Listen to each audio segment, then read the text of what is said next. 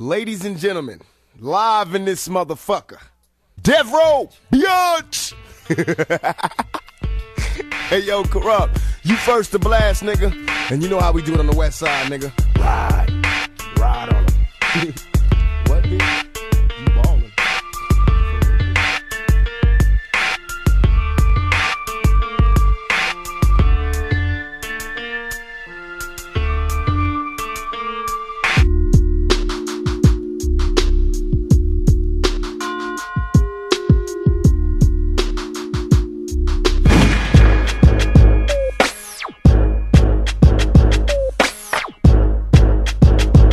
Stuff you gonna see that's gonna make it hard to smile in the future.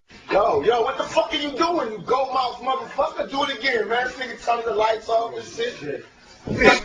Tupac cuts his bomb, and you wanna say come here, bomb. Pussy nigga, Tupac wear bandana, you won't wear bandana. Tupac put crosses on his back, you wanna put crosses on your back. Nigga, you ain't Tupac, Tupac. Money, you women, the funny beginnings, tragic endings, I can make a million. They heard all eyes on me, niggas know what time it is. Pop do it like that. Rhyming and stealing, selling 5 million. Fresh out of bail. Niggas see that's how it is. Now we got a new Through the insight and the, I would say the talent of Suge Knight, knowing that me add my link to Death Row, this chain would be unbreakable, unstoppable, and we would make more money than any black artist in the music business ever made. We would do things that no artist, black, white, Mexican, has ever done.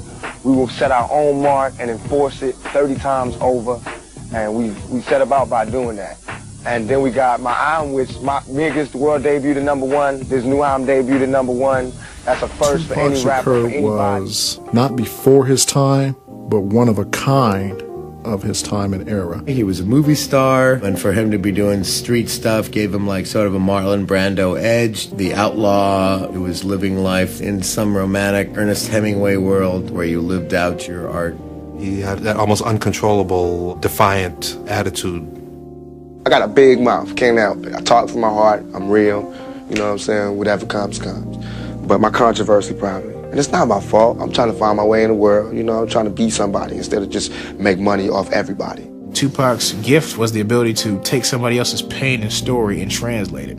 We, as rappers, bought that violence. We bought the violence that we seen on the street, we put in our records for years. And after 3-4 years, people finally starting to see it because of all the statistics that's going on in the streets. If we stopped talking about it, then they wouldn't take statistics. And when they stopped taking statistics, then we'd be killing each other in the street and these white people wouldn't care no more. He would definitely give you something to think about. I know some of y'all white folks and some of y'all black folks don't appreciate what we're talking about, but this is the only way we got to make money. And if you don't let me make my money on the streets, I guarantee you I will make my money on the streets. Shit, we only got 2 weeks to do this whole album. Complete it. Mix it down and everything. We don't have time or the luxury to spend all of this time doing one song. We don't have it. We gotta somehow find a way that we could double up on it. Cause I did my whole album, I know it ain't all of that, but I did my whole album like 3 songs a day.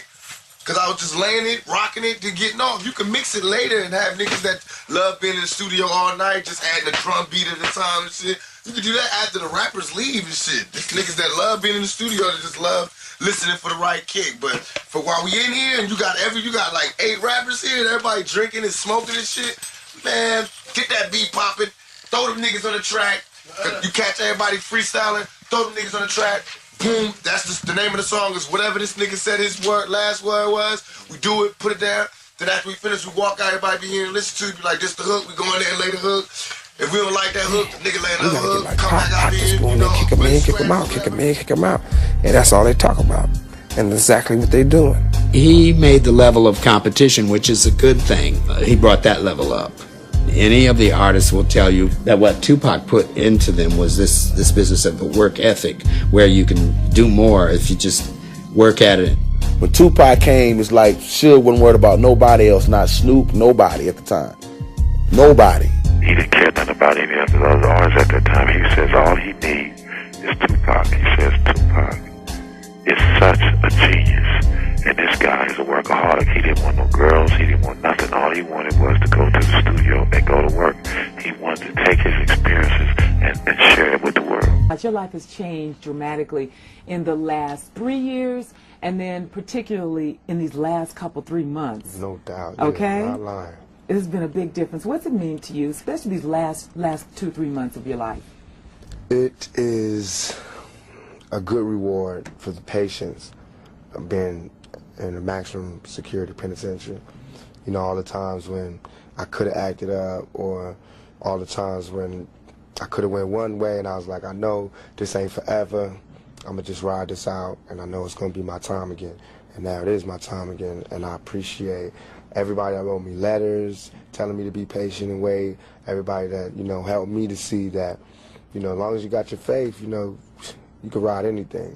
There's nothing too scary where I'm going to just give up, you know what I mean? I've seen hell and everything after it. I think that's about it. Now I wanted to show you the ad that we're doing for first one of the ads that's happening for the single. Oh yeah. That's still Ken Nahum stuff. I'm trying to keep the theme of your art across the board so it all corresponds with what the CD is like. It's tight, right? That's tight. Nice little ad. Yeah. Camera nods, yes. Okay. Okay, so what else? I think that's about covered it. If you I gotta want. go to the store, man, and get me another nose ring. Oh, okay. I'm naked out here. Listen, you know what? When the album come out, you know what? When you get the chips, you know what Papa G want. What? You gotta You take want me big for on this. Yeah, no, and first, I'm gonna get you a I'm gonna chair. get my first tattoo. I'm gonna get you a chair with the. This is ridiculous. I know, It's but death row, man. that's all we doing here is work. You know what I'm saying? You know what?